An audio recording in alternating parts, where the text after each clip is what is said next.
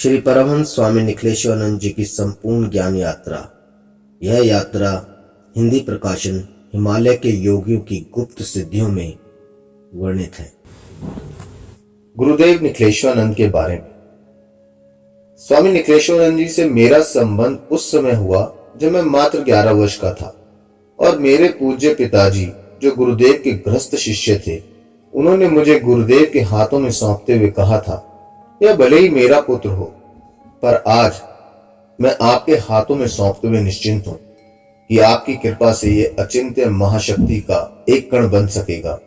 तब से गुरुदेव की कृपा दृष्टि मुझ पर सदैव बनी रही।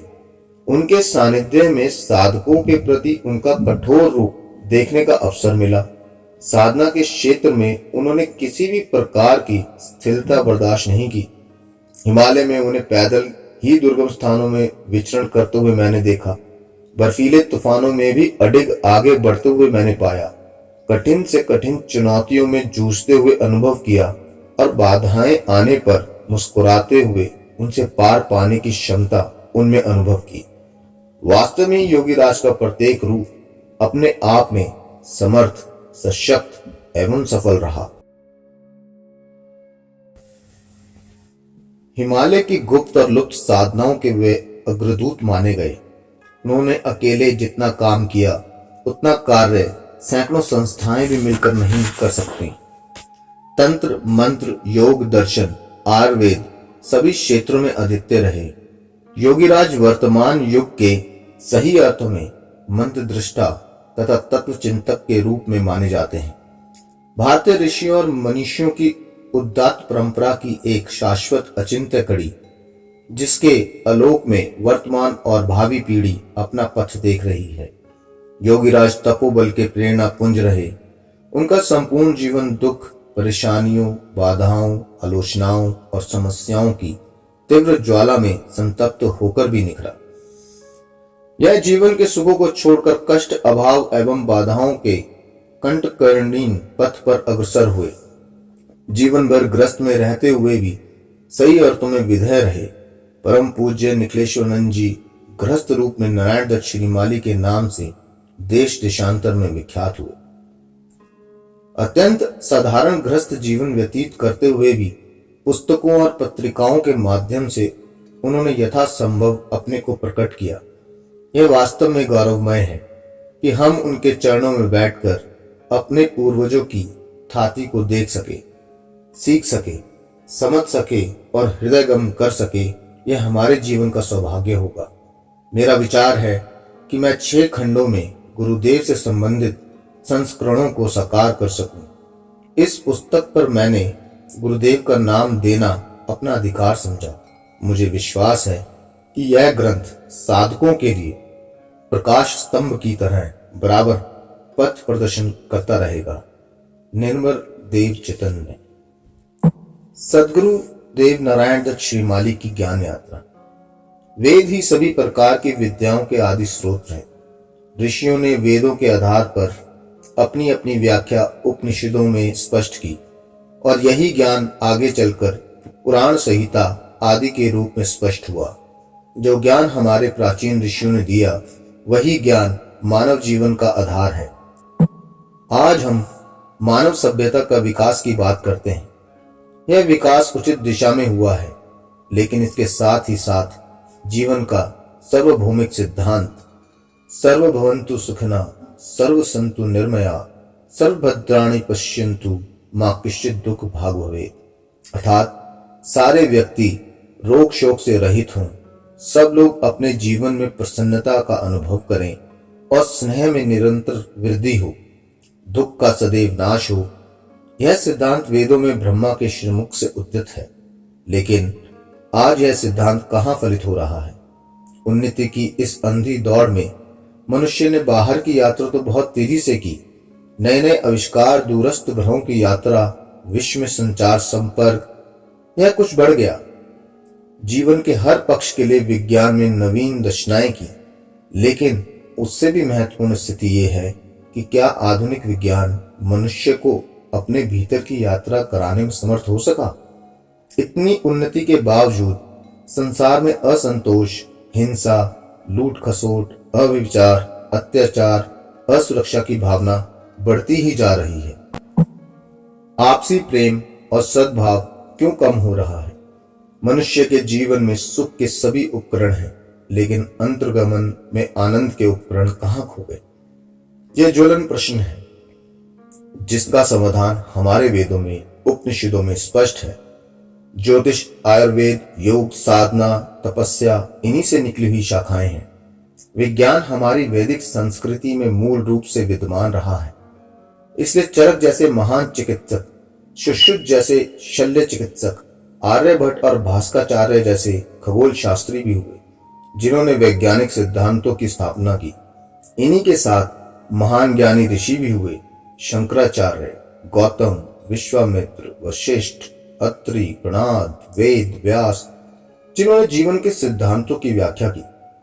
उनके ज्ञान का मूल आधार यह था कि किस प्रकार मनुष्य अपने जीवन में जन्म से मृत्यु तक की यात्रा स्वस्थ शरीर और चित्त के साथ कर सके।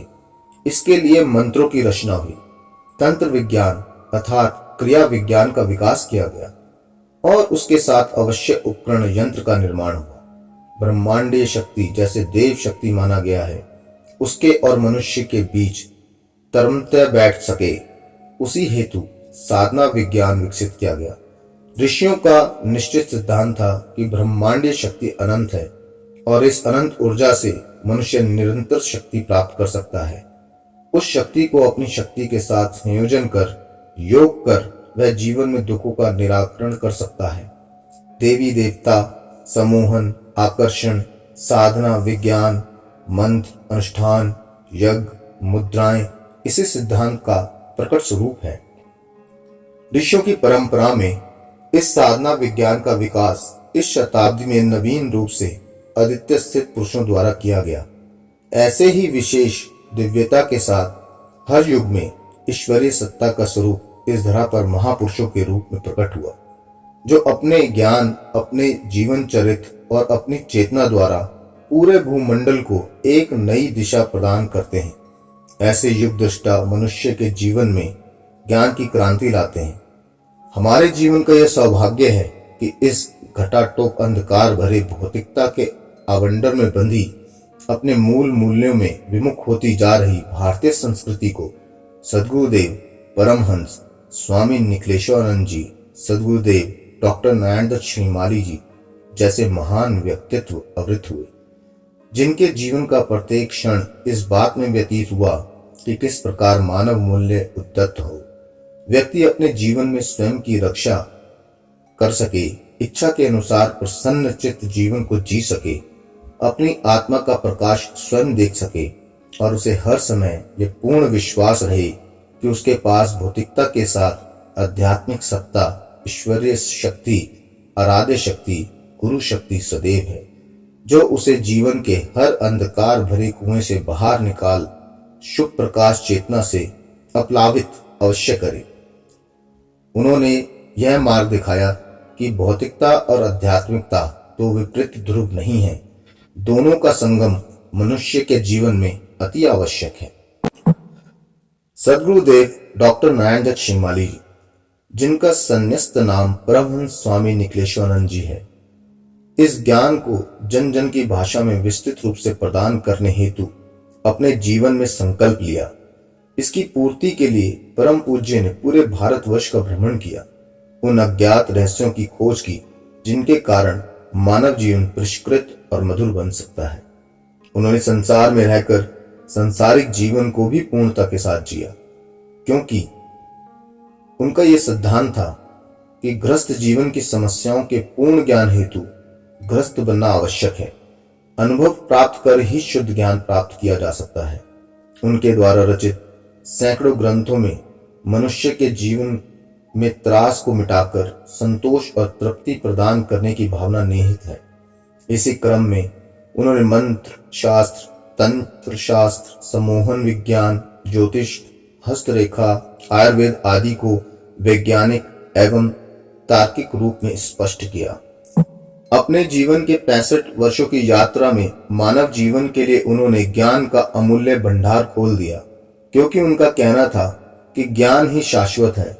इसी क्रम में उन्होंने सन 1981 में मंत्र तंत्र विज्ञान मासिक पत्रिका प्रारंभ की, जिसके माध्यम से सारे रहस्यों को स्पष्ट किया जा सके।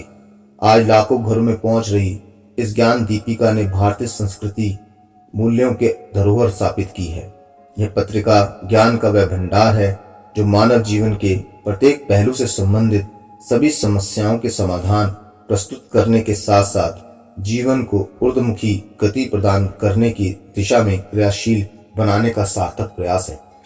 अपना कार्य पूर्ण कर देने के पश्चात 3 जुलाई 1998 को संसारिक काया का त्याग कर वह परमात्मा के साथ अवश्य समाहित हो गए, परंतु आशीर्वाद स्वरूप उनके द्वारा स्थापित अंतरराष्ट्रीय सिद्ध आश्रम साधक परिवार और मंत्र तंत्र यंत्र विज्ञान मासिक पत्रिका पूर्ण रूप से गतिशील है।